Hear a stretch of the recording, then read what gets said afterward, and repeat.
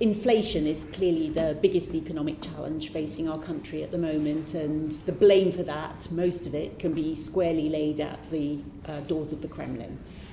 But when you were Chancellor, there clearly were inflationary pressures emerging even before the invasion of Ukraine, and the Bank of England was running a very loose monetary policy, but you were running a very loose fiscal policy.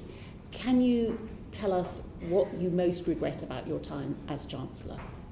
I actually, when it comes to fiscal policy, I think I was getting criticism for tightening fiscal policy ahead of others, because I specifically made the point about inflation and interest rate risk at a time when many people were telling me I could rely on rock bottom interest rates forever and borrowing was fine and we could spend what we liked. And I didn't think that was right, said that it wasn't right, and that's why I think in spring of 2021, I talked about it towards the end of 2020, and in spring 2021 introduced a set of measures to actually start putting the public finances on a much more sustainable track. And at the time, many people said that we were the first country to do that and it wasn't necessary. So I think on that, actually, I'm proud of the record that I have. No one gets these things perfectly right.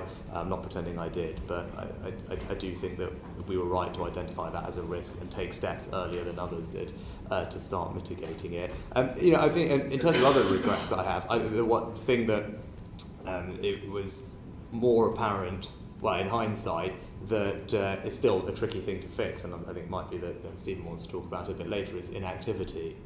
And I think that it's just what was going on in the labour market that caught everyone by surprise. And again, all very well in hindsight, but at the time everyone thought when furlough ended and things like that, there would be mass unemployment, and I was getting criticism for ending furlough.